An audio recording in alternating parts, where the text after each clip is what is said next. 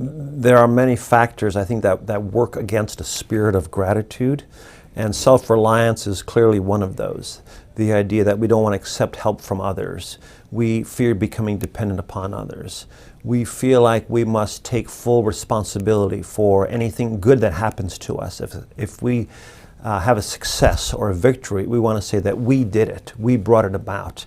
I think that's part of human nature, is this self-reliant attitude.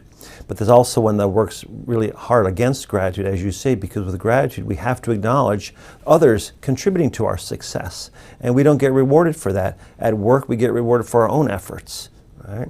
Relationally, we want to take credit when things go well. We want to blame the other person when things go poorly. So there's many factors, and that's just one of those that tends to work against gratitude. There's what's known as the negativity bias. That is just the way the brain seems to work. That is, we're much more prone to notice what's going wrong than what's going right. Our minds stick to the negative. One person said our minds are Velcro for the negative, but Teflon for the positive. So positive experiences, they slide off, they wear off. They don't stick as well as the negative. So negative experiences tend to be stronger. We tend to recall more bad things that have happened. Pain is stronger than pleasure, and complaint is stronger than compliment. Dissatisfaction is stronger than delight. It's how the brain just naturally works. And so we have to overcome that. To achieve joy, to achieve sustainable happiness, we need a force which is a counterforce to this negativity bias. And that's why I think gratitude can work. Gratitude can be one of those countervailing forces, because by noticing, amplifying, magnifying the good, this at the same time reduces or dampens down that negativity bias.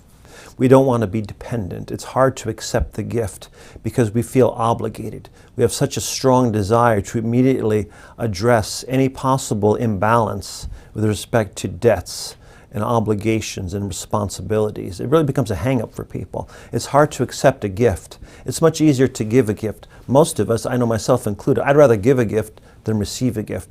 Because once I receive a gift, it's like, well, now what do I do? It's how do I pay this back? Immediately we want to eliminate that unpleasant sense of indebtedness. And that can really work against a sense of gratefulness, which stems from being indebted, but in a way that makes you glad or happy. It's like, I'm happy to be indebted to you, and at some point, I will pay you back, I will pay it forward, but I'm okay with that sense of debt. And for a lot of us, it just makes us very uncomfortable. So we have to get more comfortable with receiving the good, taking in the good, noticing the good, before we can really experience all the benefits and blessings of gratefulness.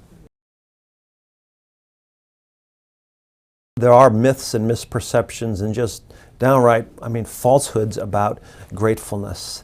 That can actually get in the way of practicing gratefulness, because people think that if you are grateful, then by definition you are not something else. So it goes something like this. If you are grateful, by definition, you are not active or not purposeful or not trying to seek change in your life or larger change. It's like you're complacent, you're content.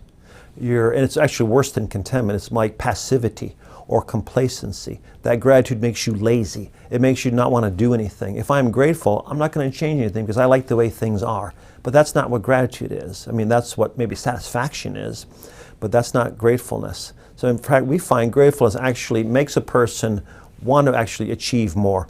They want to expend more effort toward working toward personal goals. It's quite the opposite of lethargy or passivity or complacency. So that's one myth. Another one is that gratitude is incompatible with suffering. That is, gratitude is fine for people when everything is going well, when they're having lots of good things happen to them, they're successful in their work and in their relationships, when they have victories, and everything is good, they're free of illness. That's when you're grateful. In fact, you can be grateful even in very difficult circumstances. In the context of adversity, of pain, of suffering, sometimes great gratitude emerges from those experiences. So it's certainly not incompatible with suffering. So those would be two, I think, of the biggest myths surrounding gratefulness.